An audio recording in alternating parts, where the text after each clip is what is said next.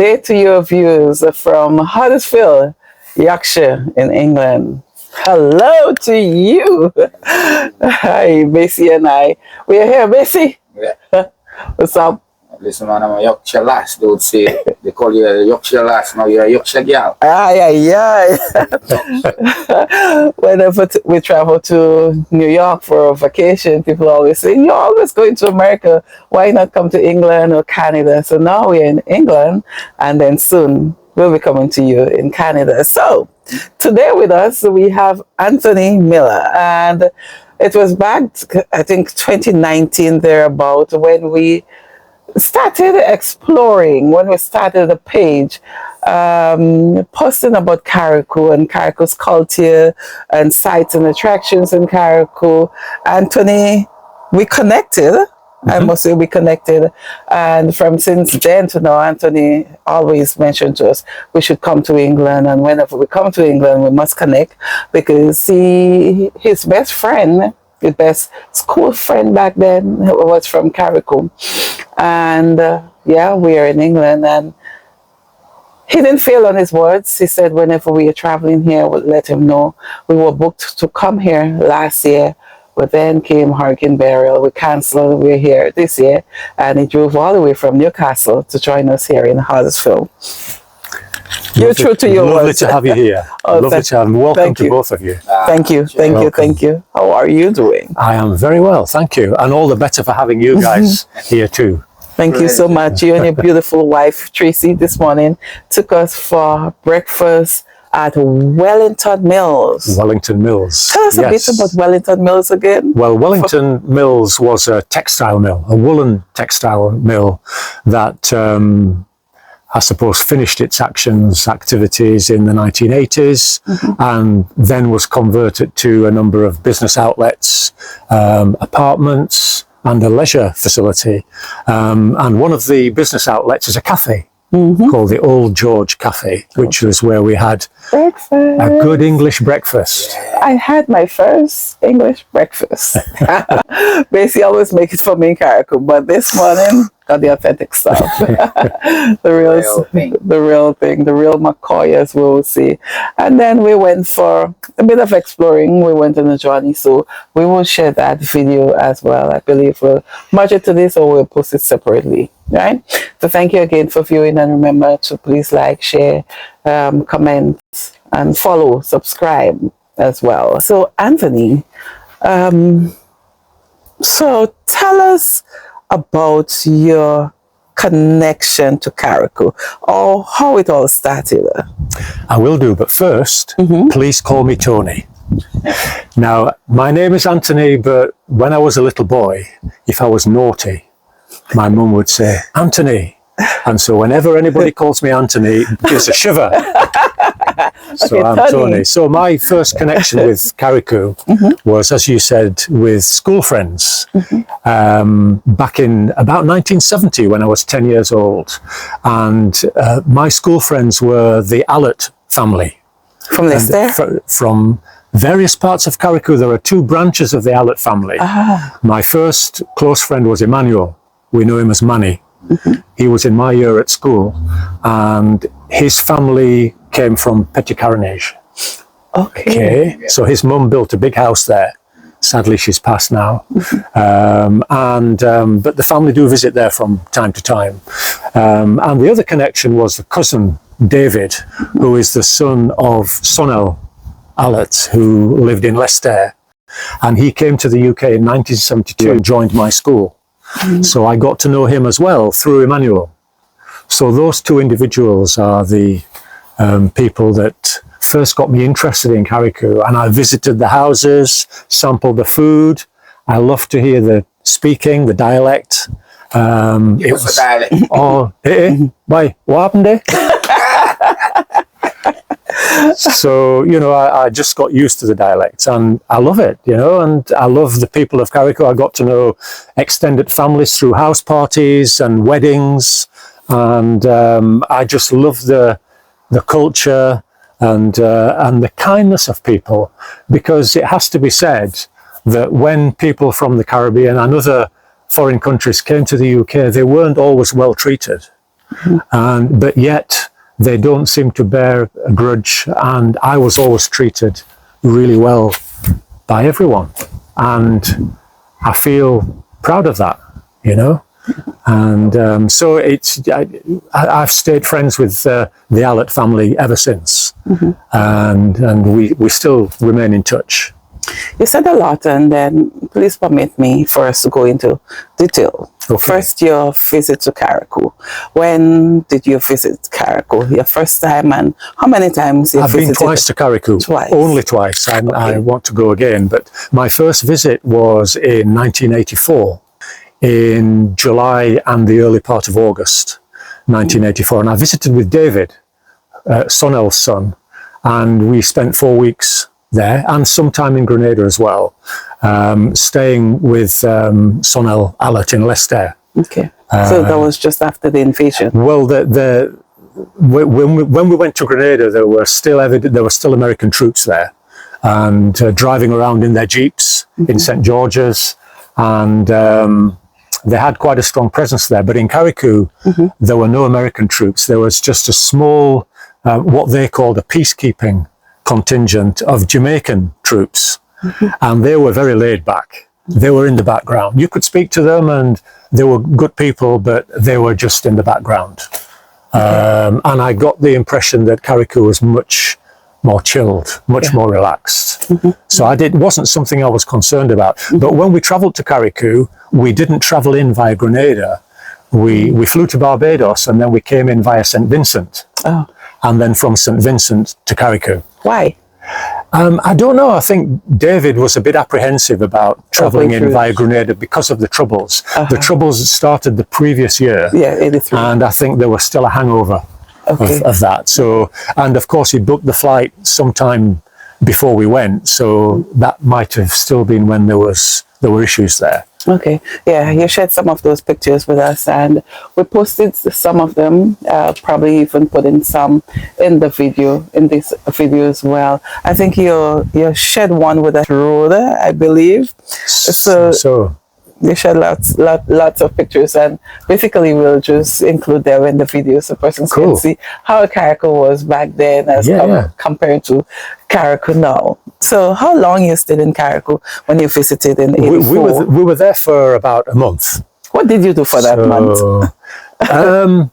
Well, we spent a lot of time visiting family, because David, my friend, has a very big extended family in Carriacou and also in Grenada and some of the other islands around. And one of the most memorable meetings I had was with his grand uncle Canute Caliste, who was famous in Carriacou, musician and artist. And I can remember visiting his house and looking at his paintings, beautiful paintings, capturing the essence of Carriacou and life there. So we spent a lot of time visiting people. We spent a lot of time. David was very religious at the time and still is, and he would like to do Bible readings in the mornings. So I would have some morning time to myself, and I used to like to walk into Hillsborough. And I used to walk down to Paradise Beach from Sonel's house, all the way along the beach, past the mangroves, past the end of the runway, and into town that way. And so I would look in the shops and just talk to people, spend a couple of hours there, and then walk back. So quite a few mornings I did that, and just enjoyed the vibe.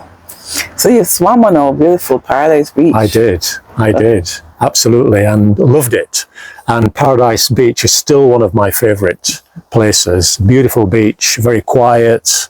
And we had some good parties at Paradise Beach as well during that trip. Where? Well, the beach itself? Behind the beach, where I think that there are some bars and cafes there now. They weren't there then. And so it was quite an open area just immediately behind the beach, and where they would set up a marquee, and people would make food, and most importantly there would be music. And so there would be a sound system there with people playing all sorts of music, soca music, reggae and so on. And people would dance and just chill there, you know. and that would be in the evenings. Every day of the week, on weekends? No, just occasionally. It probably happened maybe once a week when I was there, something like that. And then we would sometimes go to clubs in other parts of the island, so in town. I remember on one occasion going to Windward, so a club in Windward. So and nice, the car, the guy that took us in the car, there was too many people. So I remember I had a girl sitting on my knee. I don't know who she was, but you see, it was good fun. But she sat on my knee all the way to Windward, and the driver was a little bit fast. He took some of the corners a little bit fast. So that was a bit of a concern because the road was wet and a bit slippery because it was rainy season. And but it was just fabulous, and the food as well. Just everything about it was wonderful. What was your favorite food?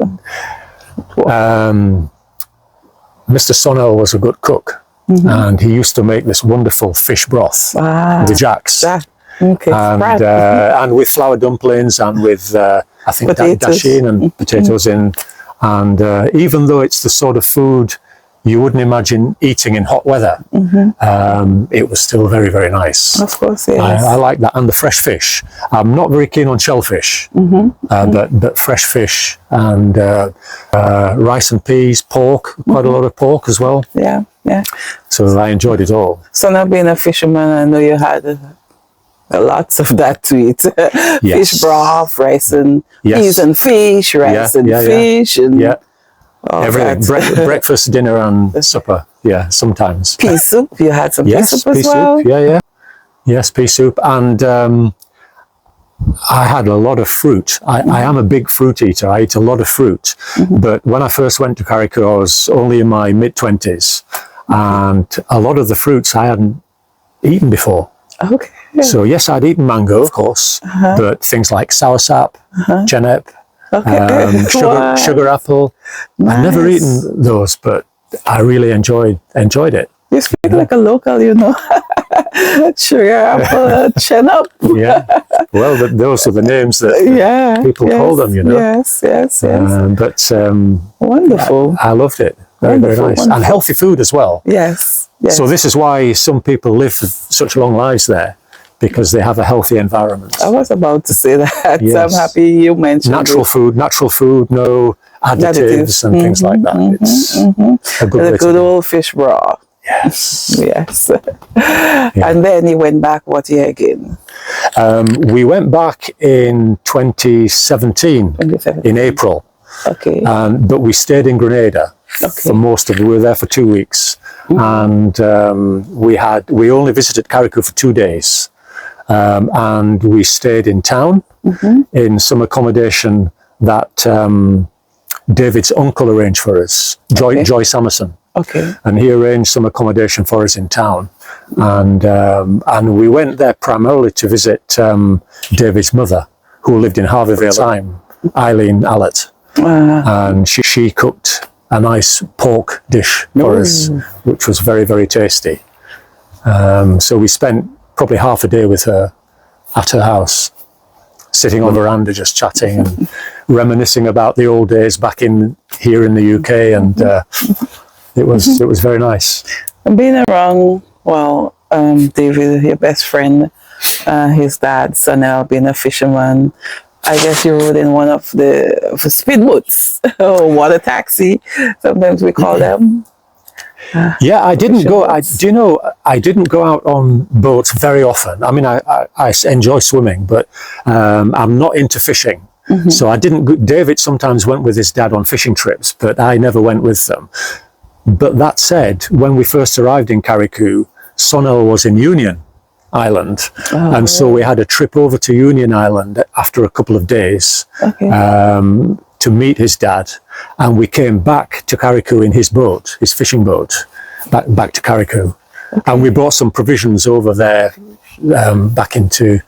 We landed on Paradise Beach and carried the provisions just up the hill to his house, and other people came down to help carry flour and all sorts of things like that. And David and I also took a rowing boat to Sandy Island. And we took some of the little kids from the village with us as well. And so we just rowed the boat out and explored Sandy Island and then came back. So in your trip to Union Island, I know sometimes when the guys go over, they'll tend to throw a line or something or catch a fish. Or did you all do anything like that? Yeah. We went with two guys. It was an open boat, and David and I and the two guys, and the guy at the back of the boat had a line out of the back. And had a couple of near misses, a couple of bites, but they didn't catch. Okay. But then on the third occasion, the guy said, "I've got something." Pulling this, having a big fight, pulling the line in. Wow. And I'm not a fan of fish, to be fair. But when they pulled this fish out of the water, it was a barracuda. Oh, wow. Now, you know, they say that men exaggerate about the size but this fish was enormous. Really? And the guy hit it with the priest, the wooden stick, just to kill it, and threw it to the front of the boat. So I moved my legs out of the way, and this fish was just there. So you were sitting close to I it? was sitting just right in front, behind it, and the fish was there. And I looked at this fish. I was wearing just shorts and a t-shirt, no shoes or anything. And I saw a twinkle in the fish's eye, and I said to David, "That fish ain't dead." And suddenly the fish started jumping. Oh my God. So David got the hold of it. I nearly went out into the sea. David got a hold of the fish and hit it, and it was dead. And that night when we arrived in Union Island, we ate that fish. Oh, you did? Yes. Mr. Sonnell cooked the fish for us. What, he grilled it? So he made broth? I think it was a broth, but he cut it into steaks. Okay. And then, because of other people, we weren't just the people eating it. Oh, my mouth just watered. And I can remember him coming down to meet the boat, because when we landed, what's the name of the town is it Ashton? Clifton. Clifton. Clifton is the town. Clifton is the town, isn't it? Yeah. Where the little harbour is. Yes. And I can remember coming in, and one of the fishermen said to one of the children who came to watch the boats, go and tell Mr. Sonnell a white man come. And because he wasn't expecting us. Right. And so, of course, he came, and his family members and people came, who's this, you know? And then when he saw us, he knew that it was us. And we had the hugs, and then went back up to the house. And we stayed there overnight before coming back to Carriacou the following day. Oh, nice. And then for the rest of the time, we stayed at his house. Because initially, for the first few days, we stayed at a Samerson house. Before Miss Marilyn built the house, there was an older house there before. We stayed there. And David's grandmother, Miss Clara, she was in the UK at the time. I met her in the UK before we came to Carriacou. And I slept in her room for the first 2 nights before we then went to Sonnell's house. Okay, great. I'm happy that you had the experience of going to other Grenadine Island, because even though Carriacou belongs to Grenada and Union Island belongs to St. Vincent, we still term ourselves as one Grenadine Island. Of course. We're very closely knitted together. We'll just jump on a speedboat, get over to Union Island within 5-10 minutes, and you know, we connect. So we are one Grenadine people, and I'm happy that you had that experience. Well, actually, to be fair, I didn't visit Petit Martinique. So the next time I come, that will mean I visited all of the Tri-Island states. Of course. I hope that will be very soon. I know you were planning to come just around 2020, 2021, there, but with COVID. Yes. Yes, I remember that. Yeah. Yes. Yeah. So fingers crossed. Fingers soon, crossed. Yeah. You'll be coming to Carriacou, and just like you have us exploring here, we'll have you doing the same in Carriacou and Petit Martinique. Yes. Fabulous. I would love that. Well, I love walking. I really enjoy walking. I can tell. And I would like to do that in Carriacou. Your beautiful wife, Tracy. Of course. So what are some of your favorite sites or attractions in Carriacou? Well, we've already mentioned Paradise Beach. Of course. How can you not love Paradise Beach, and was it voted the best beach in Of the course, US? two Yeah. occasions, and on one occasion, second best. I should have the flag, shouldn't I? The Grenada flag. Where is your Grenada It's flag? in the car. It's in the car. It has its Grenada So we'll flag. take that home with us back to Newcastle. Of course. And so Paradise Beach I really liked, and of course the view from Princess Royal Hospital. Oh, I was Bel going Air, to ask you. which must be near where you live. Yeah. Yes. So yes. that view is iconic for Carriacou, isn't it? Tell us about that view. Let me see how well you know the view. So well- when you stand there, where do you see? Well, when you look over town and then over towards Paradise Beach, and then is it Point Cistern at the end, and then over towards Maguire and Sandy Island, and then some of the higher hills. I don't remember the names of the Shapakari one. Is High North behind in the other direction? Yes, yeah. High North. Yeah, I've never been up those hills, but that's something I would like to do. Okay. But I don't remember the name of all the locations. Right. I remember looking. Airport. The airport, yes, it's Lauriston, isn't it? Yes. The airport. And I also remember looking over towards Petit Martinique, because you can see the reefs, the reefs there on that side of the island, looking over towards, is it Dover? Right. And Windward. Right. But And that's then not from Union. the hospital view, that's from the other lookout point. Further Bel Air. across. Yeah. Right. Oh, very nice. And then looking at the view towards Union Island as well. Very nice. Very nice. Is good. So I guess because you went to the hospital, leaving the hospital, you saw the windmill as well. Yes. I didn't have a close stop at there. Okay. At that, but because we were just driven Okay. around. Yeah. So I don't really know much about the history really of Carriacou. Right. A little bit, Right. but not the detail of the buildings. You know enough. A little bit maybe. You know enough. Oh, wonderful. Antony. Oh, Tony. Tony, thank you, Rena. Thank you. You said a lot. Thank you very much for coming to our very own small island, 13 Square, Carriacou, and soon visiting Petit Martinique.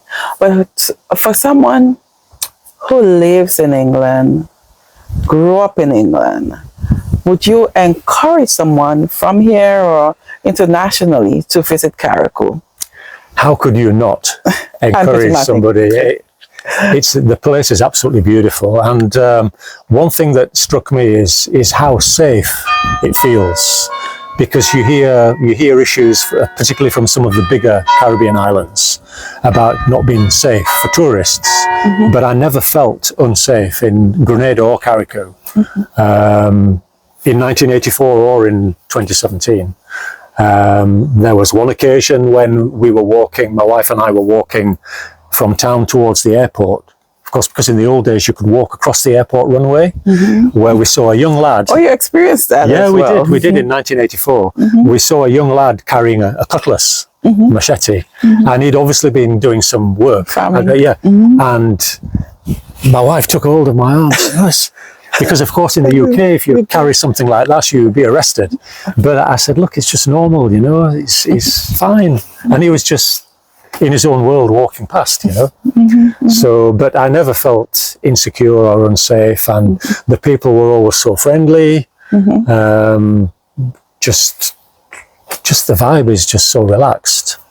Great. And no pressure, and I love it. Yeah. Wonderful. So I don't know much about the airports in England. So getting to Grenada, how can you get to Grenada from England? Well, we flew from Gatwick Airport on Virgin Atlantic to Barbados, and then we took a Liat flight from Barbados that was going to Trinidad, but it stopped in Grenada. So only about 5 or 6 of us got off in Grenada. So our passage through the airport was just 10 minutes. When I went with David, we flew with a different airline.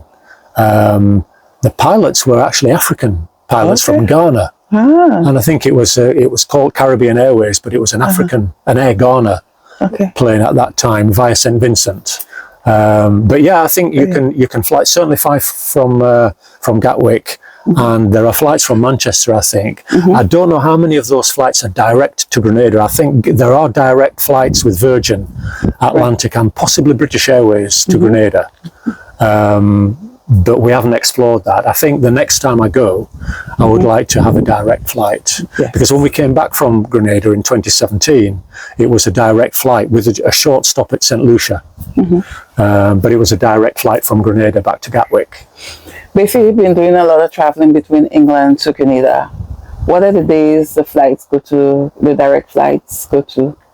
Well, no, I think it's every day, you know. Oh. Yeah, I think so. But they fly from both Heathrow and Gatwick. So British Airways flies off of Heathrow into either Antigua or Barbados. And Virgin Atlantic flies out of Gatwick to St. Lucia.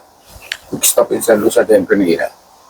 And of course, in summer months, they put on, you have what you call the charter flights. And like one of the years, Monaco was a good flight. He used to pass in Tobago. Carriacou used to capitalize on that. Okay. You know, we flew with Monaco for a while. But yeah, major airlines, or you go to the US, JFK or Miami. People would prefer coming straight. Yeah. Can I just say one more thing of course, about going to Grenada and the Caribbean generally? People tend to prefer to go in the winter season to escape the cold weather, and sometimes they avoid the rainy season. But I was there in my first visit in the rainy season, and it's not really a rainy season. It's the rainy showers. Yes. It's not continuous rain, and there's liquid sunshine. And so I would recommend for people choosing to go to Grenada or Carriacou, don't worry about the time of year. Right. The only thing that I didn't like about going in July and August is that the very short days there, because of course at that time of the year in the UK the days are very long. So and long evenings, but in Carriacou by 7 o'clock, 6:30, 7 o'clock, it's dark. So that was the only thing I noticed. But it was a good time of year to go because it's so green at that time of year. Yeah. So and once you get to Grenada, it's very easy coming over to Carriacou. You can come over with SVG Airlines. They travel every day with the exception of Thursdays.